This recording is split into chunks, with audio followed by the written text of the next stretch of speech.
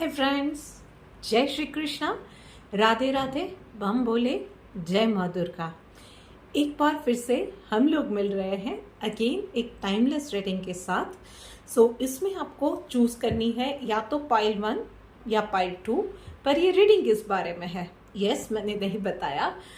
Think of any wish. हम लोग देखेंगे कि नए साल में या आने वाले वक्त में आपकी ये विश पूरी होगी या नहीं होगी। पर वैसे हम लोग क्यों सोचे कि पूरी नहीं होगी ये विश? डेफिनेटली पूरी होगी, पर उसके लिए क्या क्या चैलेंजेस आ सकती है, कितने वक्त में पूरी हो सकती है ये विश, उसके लिए क्या क्या स्टेप्स आपको लेने चाहिए, किन बातों का ध्यान रखना चाहिए, हम लोग उस चीज़ के बारे में डिस्कस करेंगे। वीडियो को पॉज कीजिए और एक अपनी विश के बारे में सोचिए। इस पाइल में से 2 पाइल में से एक पाइल सिलेक्ट कीजिए और फिर हम लोग आगे बढ़ेंगे। पहले शुरू करते हैं पाइल 1 से। तो इसको मैं साइड में रखती हूँ और देखते हैं कि पाइल 1 जिसने भी सिलेक्ट किया है क्या कार्ड्स आए हैं। Okay, fine. पाइल 1 डेफिनेटली बहुत अच्छे कार्ड्स आए हैं। विश डेफिनेटली आपकी पूरी होगी। यस, और ये रहेगा कि ये विश मैं ये बता दूं कि आपकी लाइफ में ये टर्निंग पॉइंट साबित होने वाली है। ये आपकी पर्सनल लाइफ में हो सकता है, प्रोफेशनल लाइफ में हो सकता है, but it's going to change and bring some positive changes, something new in your life. Yes, definitely थोड़ा सा जब आप ये उसका डिसीजंस लेंगे, इनिशियली उसमें चैलेंजेस आने वाली है। और मैं ये पहले से ही बता देती हूँ, it's not going to be a cake walk for you. बहुत ज़्यादा हार्ड वर्क रहेगा, बट यस, आपको पीछे नहीं हटना है। आप जितना ज़्यादा हार्ड वर्क रखेंगे उतने ही अच्छे रिजल्ट्स आने वाले हैं। अपने काम के लिए या आपका जो भी वो विश है ना, उसके लिए पूरे ईमानदार रहिएगा। शॉर्टकट आपको बिल्कुल नहीं लेना है। सॉरी, फंबल मार गई। शॉर्टकट आपको बिल्कुल नहीं लेना है। यस, उसके साथ ही चीज़ों के साथ play with the things, play with the ideas. जो कुछ भी है बराबर है, आपको रिजिड नहीं रहना है।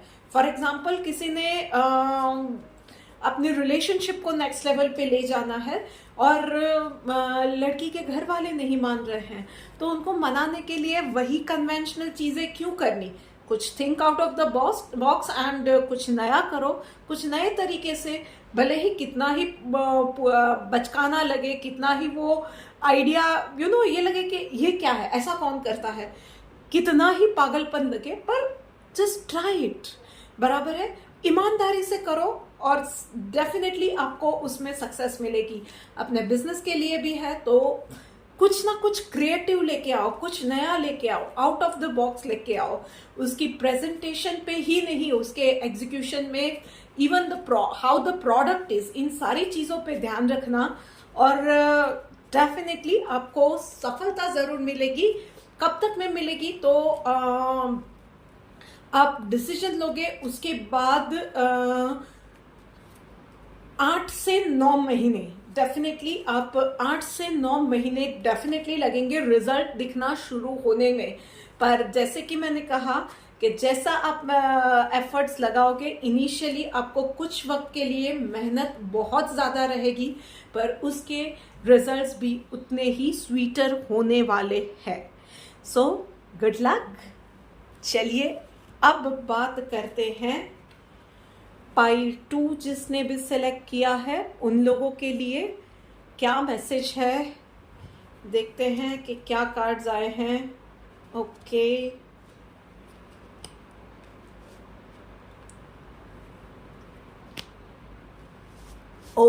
भाई पाइल 2 जिसने भी सिलेक्ट किया है, आप लोगों के लिए थोड़ी सी ज़्यादा चैलेंजिंग चीज़ें रहेंगी। नंबर 1, उसका सबसे बड़ी वजह ये दिख रही है कि आप थोड़ा सा ना ये जल्दीबाजी कर रहे हो।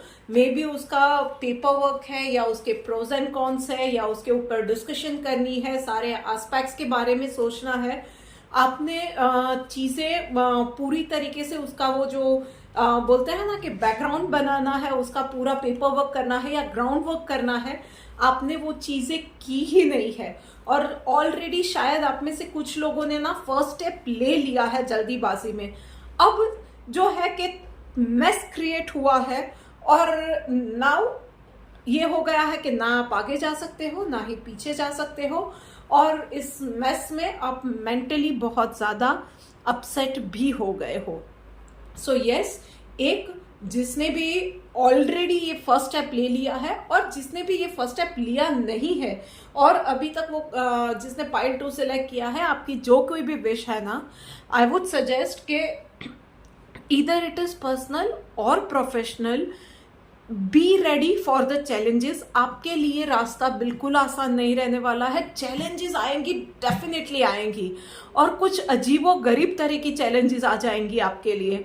फॉर एग्जाम्पल, आपने सब कुछ कर लिया पर अचानक से मैन पावर की शॉर्टेज हो गई, बराबर है, ये चीज़ें आ सकती है प्रैक्टिकल लाइफ में। तो नंबर 1 चीज़ कि एक तो हर एक चीज़, हर एक एस्पेक्ट को आपको सोच विचार करना है, अच्छे से सोच विचार करना है। कोई प्रोजेक्ट है, प्रोफेशनल लाइफ में कोई डिसीजन लेना है, तो ground work, paper work clear कीजिए, जितना हो सके उतना माइन्यूट कीजिए, बैकअप रेडी रखिए। मतलब हर एक, आपने कोई टीम बनाई हुई है फॉर एग्जांपल किसी प्रोजेक्ट में, सो एक की जगह पे 2 या 3 लोग ऐसे रखिए जो कि मल्टीटास्क कर सकते हैं या मल्टी टैलेंटेड है, बराबर है। सो एक की जगह पे कहीं पे कुछ प्रॉब्लम आ जाती है तो they can fill that gap. Challenges आएंगी पर यस, बिना हिम्मत हारे जाना है। दूसरा, रोने में टाइम नहीं गंवाना है। मतलब एक बार आप जो भी प्रोजेक्ट पे काम करना शुरू करते हो, चैलेंजेस आएगी, क्रिप करना छोड़ देना यार कि मैंने क्यों ये किया, ऐसा किया, वैसे किया। मैंने जैसे कहा, माइक्रो लेवल पे प्लान करना है एंड एवरी डे करना है, टिल द डेट आप वो प्रोजेक्ट कंप्लीट कर लेते हो।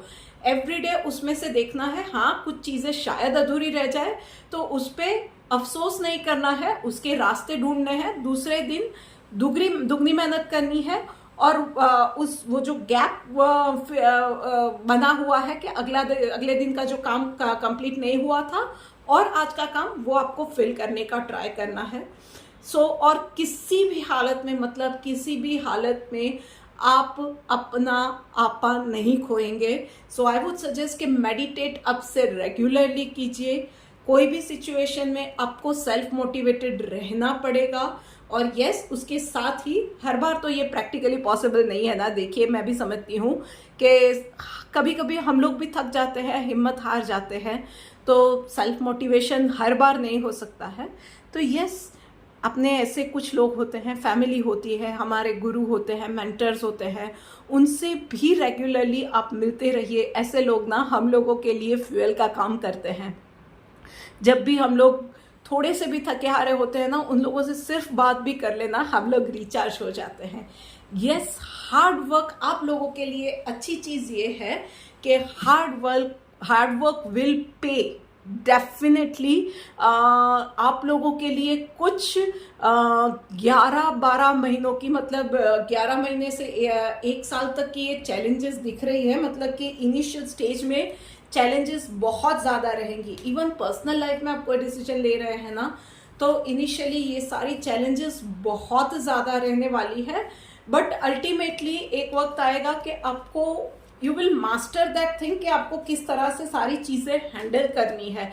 इनिशियली तो आपको भी वो एक्सपीरियंस हो ही जाए, ऐसा ज़रूरी नहीं है, पर स्टार्ट कर ही दिया है अब कि ये करना ही है, या आपने ऑलरेडी फर्स्ट स्टेप ले ही लिया है, तो पीछे तो नहीं हट सकते हैं। तो चैलेंजेस के साथ लड़ो। Ultimately you will find the way कि इन सब चीज़ों से कैसे निकलना है, कैसे अपना रास्ता बनाना है। और यस, इनिशियली जो मैंने बोला कि 1 आध साल तक का ये चैलेंजेस है, उसके बाद everything will be like fall in place. Everything will fall in place. Challenges उसके बाद भी शायद रहे, पर उसके बाद आपको उसके तरीके आ जाएंगे कि कौन सी चैलेंज को कैसे टैकल करना है। तो फिर वो आपके लिए it will not be a challenge anymore. So this is for you pile 2। आपको ये रीडिंग कैसी लगी है मुझे मैसेज करके ज़रूर बताइएगा, एंड इस चैनल को सब्सक्राइब कीजिए। जल्द ही मिलते हैं एक और वीडियो के साथ। Till then, good bye.